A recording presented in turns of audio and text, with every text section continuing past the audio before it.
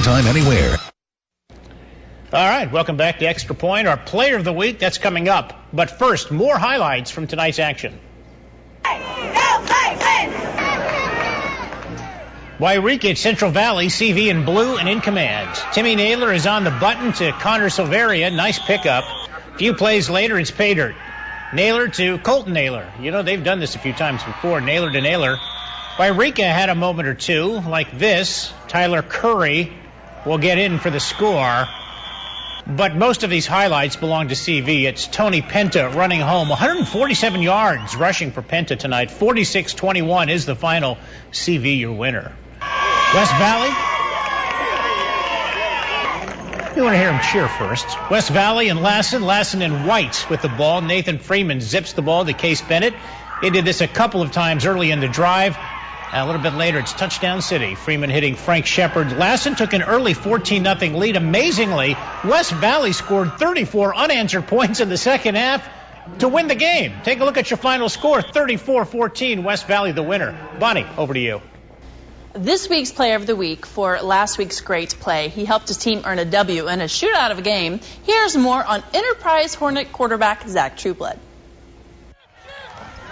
Quarterback Zach Trueblood produced 5 touchdown passes with no picks and a huge Enterprise win over Foothill, placing faith in him and his Hornets after a dreadful league loss against Paradise in overtime the week before.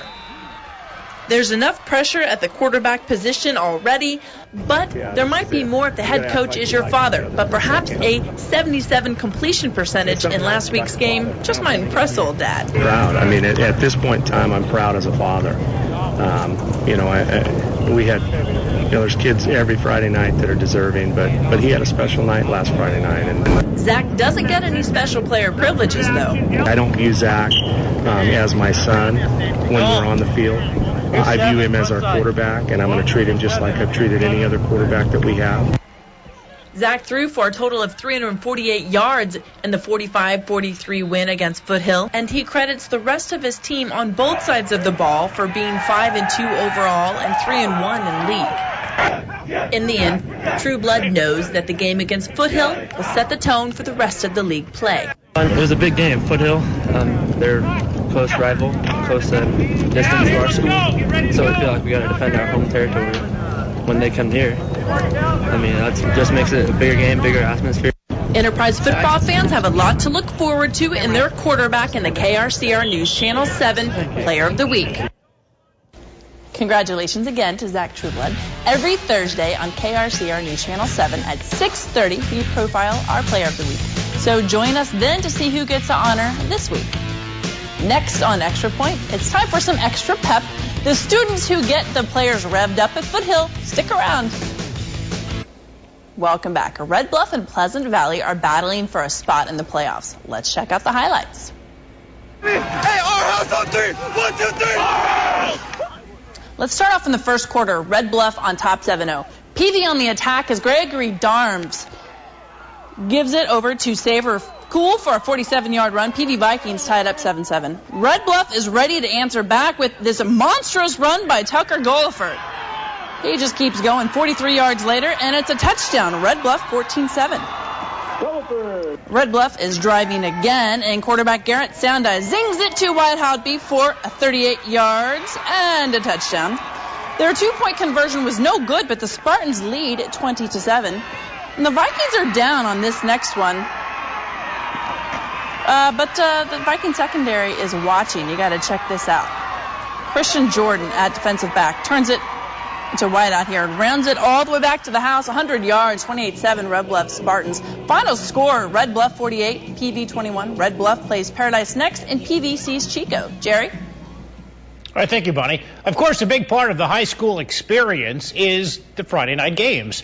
From the athletes on the field to the musicians filling the air with school spirit. KRCR News Channel 7's Tracy Leong caught up with the Foothill High School Band and their leader in this week's Extra Pep. I feel like there was one job in Northern California that was meant for me, and I got it, and I'm very thankful to be here.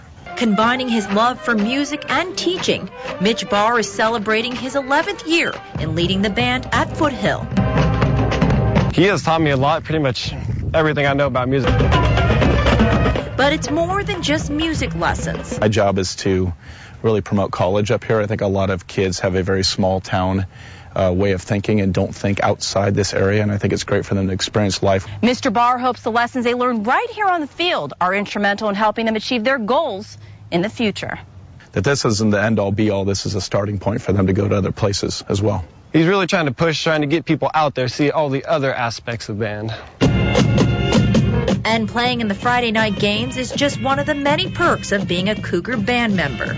They're a blast. It's one of some of the greatest times I've ever had in high school, by far.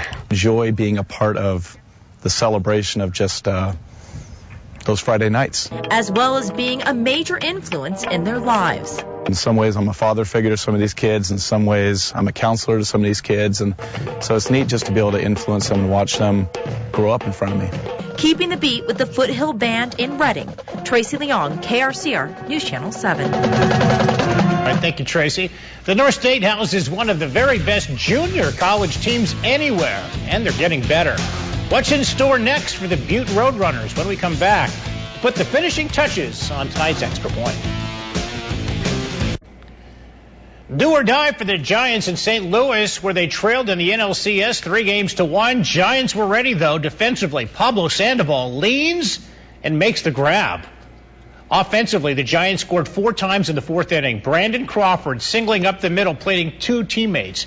Meanwhile, Barry Zito threw a shutout into the 8th inning before he got some relief help. 5-0 Giants. The Cards still lead the series 3-2, but games 6 and 7, if needed, are at AT&T. It's not all high school football here in the North State, Jerry. It only seems like it's just high school football because it's Friday night. The Butte Roadrunners are ranked 3rd in the state among JCs after beating Santa Rosa on Saturday. They did it with defense, 13 quarterback sacks, and they had a pretty good ground game led by Cameron Mickles, 209 rushing yards. This week, they're on the road for their second NorCal Conference game when they take on De Anza College in Cupertino. Should be exciting, and Shasta College is also away from home. They're in San Pablo tomorrow for a game with Contra Costa, and the Knights are 2-4. They'll be back home next week against Yuba. And let's see what you're going to wake up to tomorrow morning. Here are the big games, the big college games slated for KRCR News Channel 7.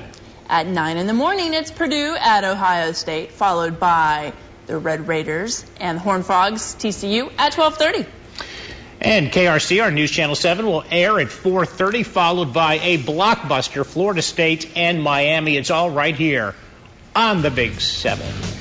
And that does it for this edition of Extra Point. Thanks for joining us. On behalf of everyone here at KRCR News Channel 7, we hope you have a nice rest of the evening and a great weekend. So long, everybody. Good night.